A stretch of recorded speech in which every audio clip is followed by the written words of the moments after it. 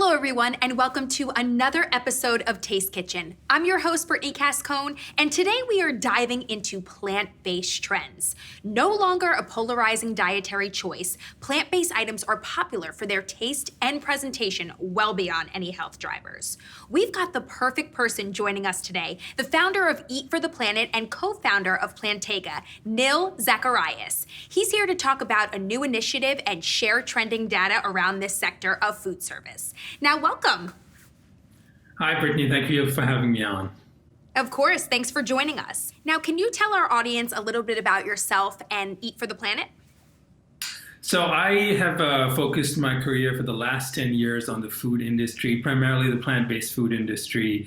And as part of that effort, I launched a media company. And then after that, decided that one of the most important issues to cover in the plant-based sector or in the food industry right now is the issue of the connection between food and climate change. And to address that issue, I launched a platform called Eat for the Planet.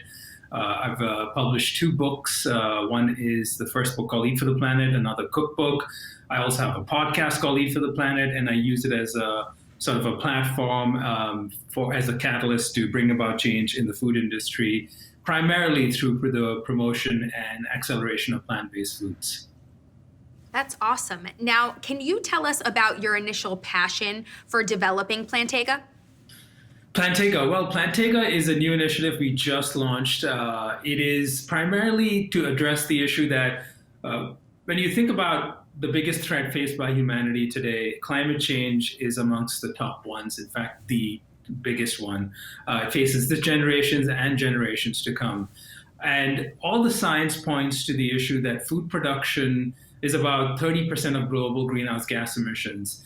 And several research reports have concluded that one of the easiest way to get the entire human population to reduce greenhouse gas emissions through food production and transportation and manufacturing is to shift our diets towards more plant-based foods. Right. Now, while that being the case, the issue really is that taste, price, and convenience are still some of the biggest barriers to adoption of plant-based food. So while plant-based is trending and sales are rising, the bigger challenge is that the majority of people, especially in underserved urban communities, don't have either access to these foods or can't afford them. You can find them in natural grocers, you can find them in Whole Foods and at big box grocery stores. But what happens to urban food deserts where people only have the option for a corner store? And so that's why Plantega kind of came about, to tackle that challenge, to see how we can break the price barrier, break the convenience barrier, and offer these foods in neighborhoods where you would be least likely to see a plant-based or a vegan restaurant or any option, and try to offer it at an affordable cost. So that's essentially, in a nutshell, what Plantega is attempting to do and why we did it. That's so true. I think a lot of the people don't even want to start eating healthy, or they think that they can't because they think it's so pricey. So this has got to be something that you're going to be right on target for, especially now with everything that's going on in the country. So I think that's excellent. Now, can you tell us how you successfully were able to round up so many mainstream plant-based brands for their partnership, and what brands actually have you been able to round up? Great question. We have 11 amazing brands that have partnered with us for the pilot, and the pilot's being run in 3 Bodegas or corner stores in New York City for a 3-month period. We're working with the likes of Beyond Meat, which is one of obviously the most popular of all plant-based brands right now. Miyoko's Cheese. We work with Eat Just, as well as No Evil Foods, Follow Your Heart, Tofurkey, and a bunch of other brands, basically showcasing a cross-section of products within the plant-based sector. We want people to walk into one of these bodegas and experience the depth and breadth of what's possible with plant-based foods through our unique cooler installation that features everything from plant-based meats to cheeses to mayos to butters to snacks. And also be able to order something in some of these bodegas. So one of the reasons we targeted a broad range of brands is we wanted to showcase what's possible with plant-based foods and how we went about getting it. I must say, I must commend the brands themselves. They are very mission aligned. And initially, when we conceptualized the project, I was one of the few who said that I have no doubt that they will say yes, because I do know some of the founders, I know some of these companies, and I know they are very committed to fulfilling this mission of making plant-based foods, of making healthy, sustainable foods and high-quality foods accessible for everyone. And so if we all fundamentally agreed on that premise, what if we launched a delivery mechanism through Plantega, through these coolers, to bring these products to underserved communities? And honestly, this was one of the easiest projects to pitch. I got yeses within a matter of before I could even complete my pitch, I would usually get a yes from the brand. So it just tells you this industry is very, very behind this mission, and I'm very excited to be part of it.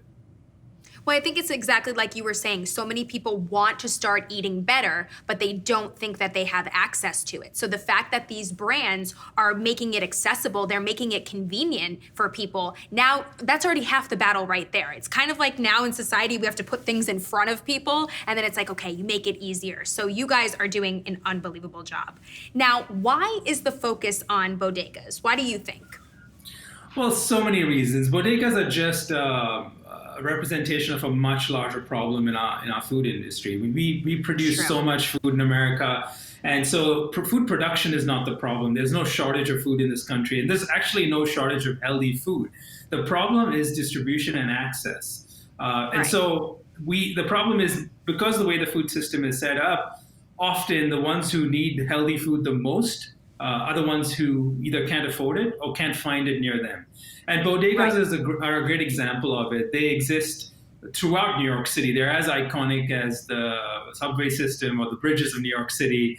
But a lot of them exist in neighborhoods where it's the only place you can buy food, where about 80% of the food purchases tend to happen at these small corner grocery stores, whatever you might call them. They sell a bunch of different products. And if the only place where people in these neighborhoods are shopping are bodegas, and if bodegas only have cheap, fast, unhealthy processed foods, and the only thing available at the bodega grills that you can order are cheap factory farm meats, the people who live in those neighborhoods really have no option but to consume those foods. And that's all they can afford. That's all that's accessible for them.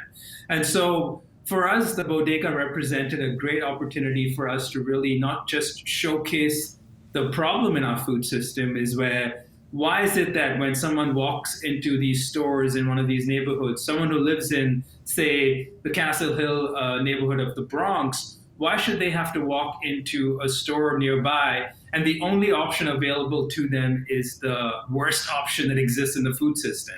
And so what if we could introduce something better and present it in a format that is accessible and relatable? So that's another part of what we're doing, is we're not going in there and trying to convince people to eat kale salads, not yet, but we are first presenting them with... You'll get there. We'll get there. We're first presenting them with something they normally would order at the bodega, like a breakfast sausage, egg, and cheese sandwich. Right. Except the one we are offering them is 100% plant-based, made with high-quality ingredients. It's better for them, and it also happens to be better for the planet. And I think that's true. I think a lot of people actually don't even have the knowledge of knowing how healthy foods help their immune system. And I think it's unfortunate that something like coronavirus and COVID had to happen for people to start becoming more conscious of it. And I think that the fact that you guys are doing this, and again, you're making it easy. You can go in, you can order a kale salad, or you can go in and say, okay, I can't give up my breakfast sandwich and my coffee, but here's an alternative that tastes the same, but has ingredients that are better for you. I think that that's what's going to make you guys blow up, because you don't see that around, especially in major cities. You know, you're not going to see this already.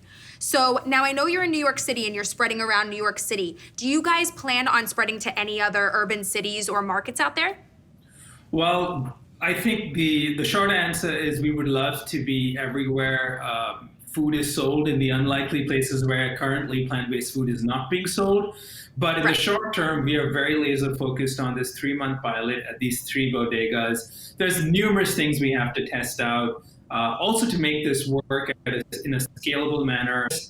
Not just in other cities, but also just in New York City itself, we have to tie a number of knots that exist in the system.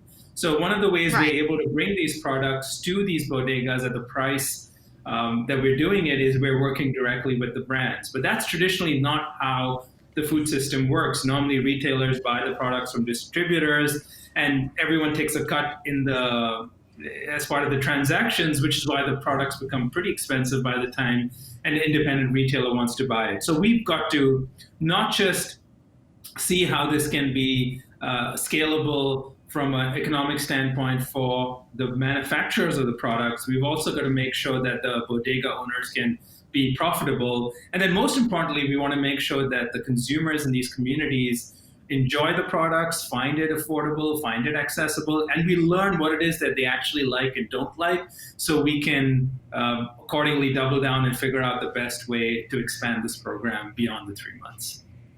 Yeah, because I think that's actually very smart, because again, a lot of people, even, where I'm from and where I am, it's like educating people about eating healthy. It's kind of like, to me, it's a no-brainer, because it's like, okay, you eat better, you feel better, you're going to perform better. But for some people, it's like it's hard for them to change what they know.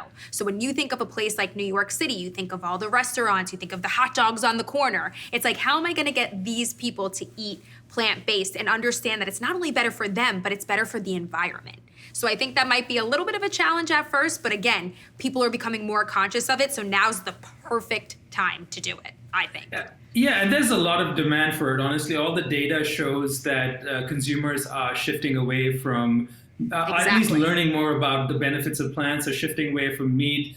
And according to a survey that was conducted earlier in this year by Yale Climate Change Communications Department, they found that most people in underserved communities, low-income families, they are very curious about eating plant-based and eating healthy, but they have the perception that it is either too difficult, they don't know what products to buy, or they think it is too expensive. And they're not wrong. Both of those are partly true.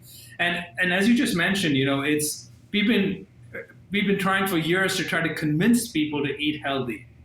And part of what I think is and I'm definitely biased, but I think part of the genius of Plantega is that we're not really trying to convince people to do anything. What we're doing instead is we're changing the environment in which they consume food.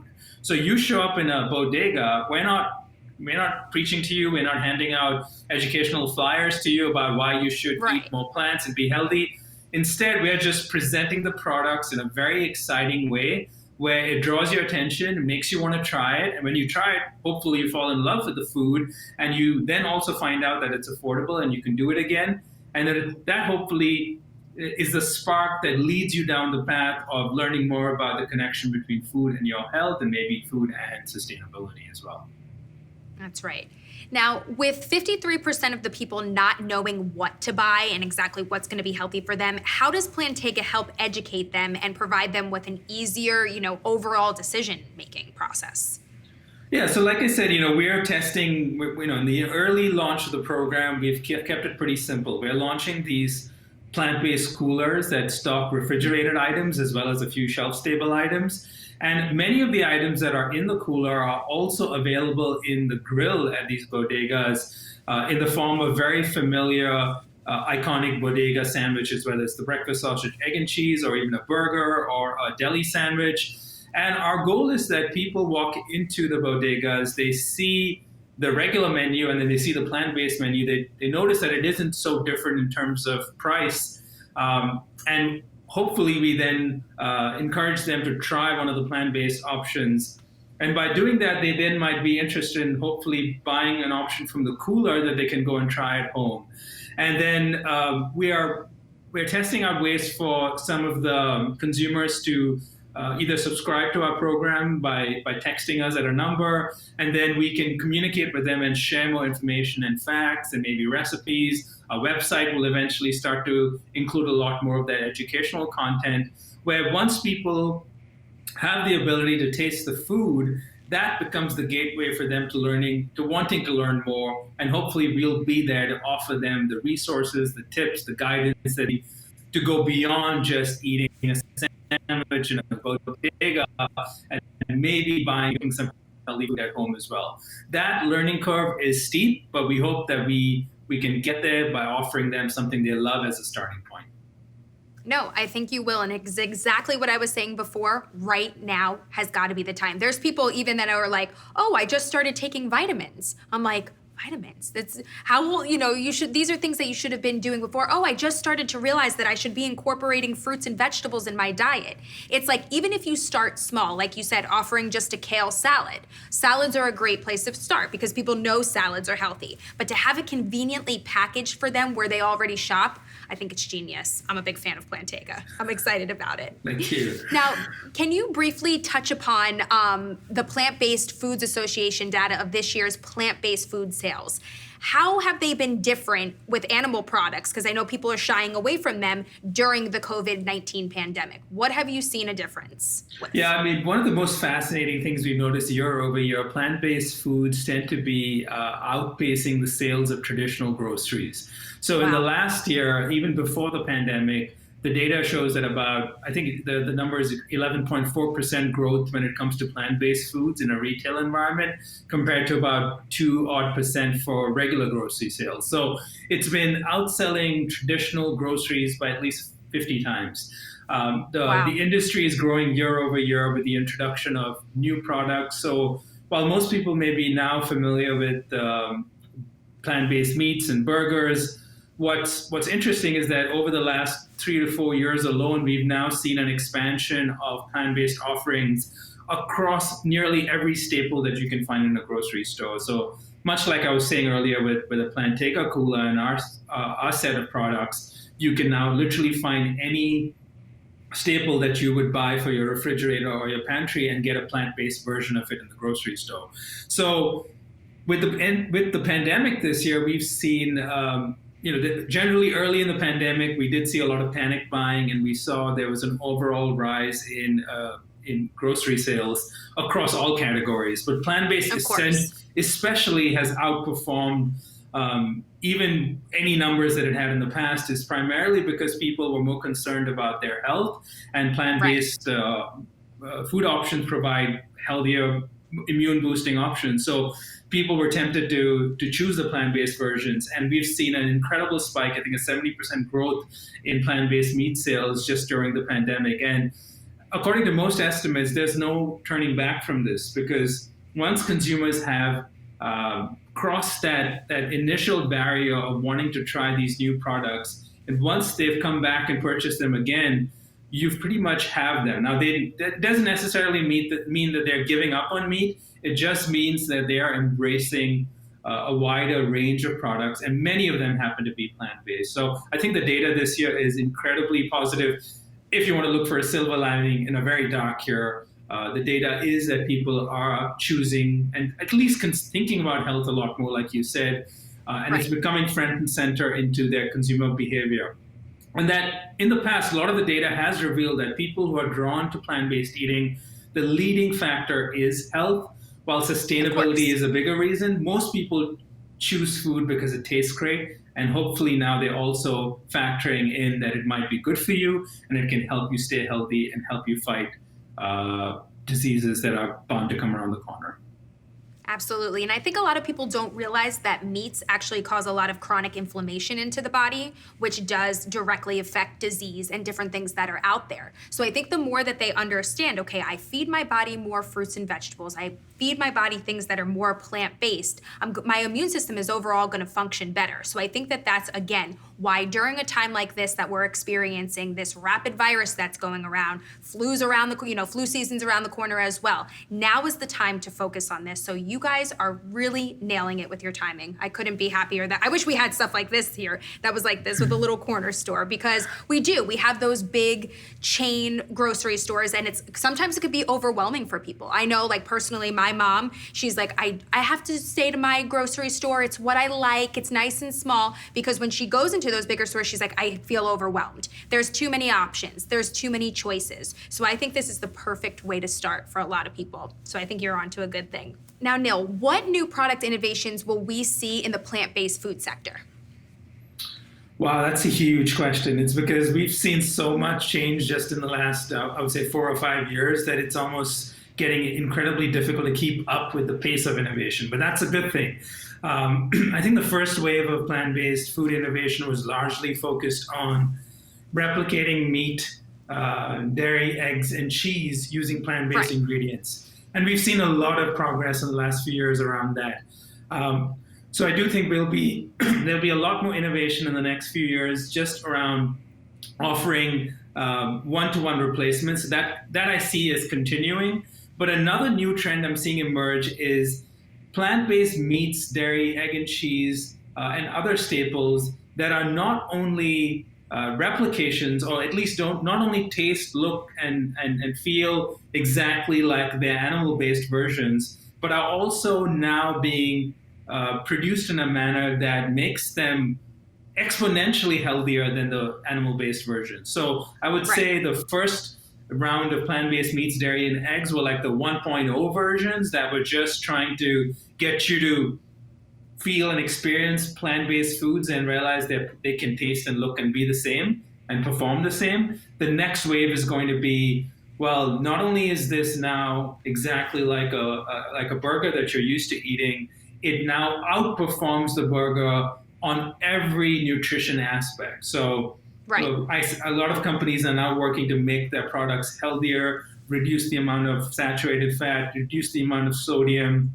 And I think that's really going to be the next wave coming. As we get better and better at replicating these products, we're going to get better and better at making sure that they deliver on all the health promises that we know plant-based ingredients are capable of.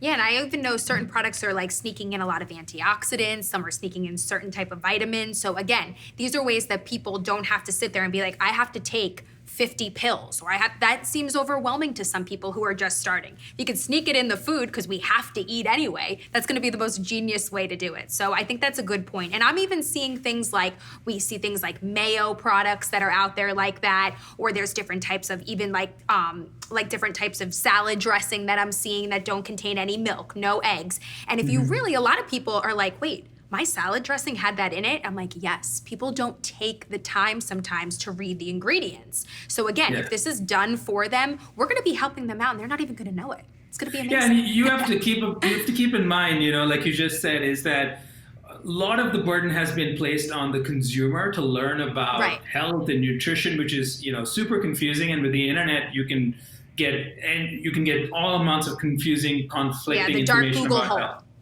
Except, that's why I'm a big fan of take the choice away from the consumer. What if we made the default choice the healthy one?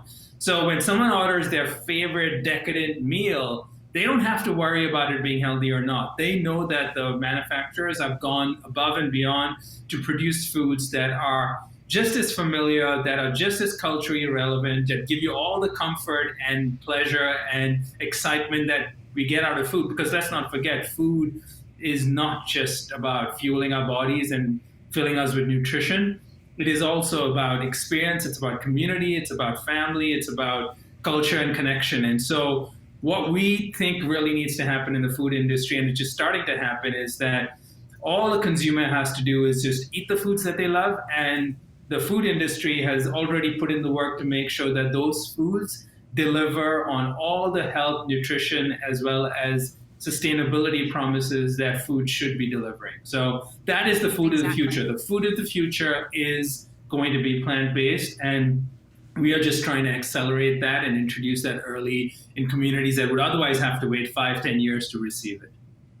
No, and I think that you guys are doing an excellent job, and I can't wait to see. I love that you guys said that you're going to provide recipes. And so again, if someone goes, okay, I have these ingredients, but I don't really know what to do, you're giving them a place, a platform where they could just log on and easily be educated. And everything now is online. Everything is digital. We want things that are easy access and that we can see. So I think that that's a genius idea.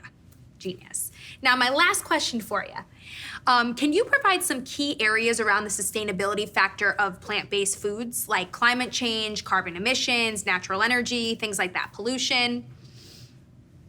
I'll try to keep it brief because I wrote a whole book on this, and I can go on for a few hours, but I'll just keep it very succinct. If you want one takeaway, if you don't want to get too caught up in the science of sustainability, here's the really short version of it. The fact of the matter is we're about 7.8 billion people on the planet, and we are projected to be about 10 billion people by the year 2050.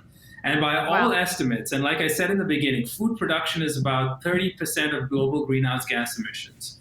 So what the thing you really need to keep in mind is that if we continue eating the foods that we are eating, which is largely all the meat, dairy, and eggs that we eat today, majority of it, 99% of it, come from factory farms. And these factory farms are one of the biggest contributors to greenhouse gas emissions. They also are destroying our land, polluting our waters, and cutting down our forests.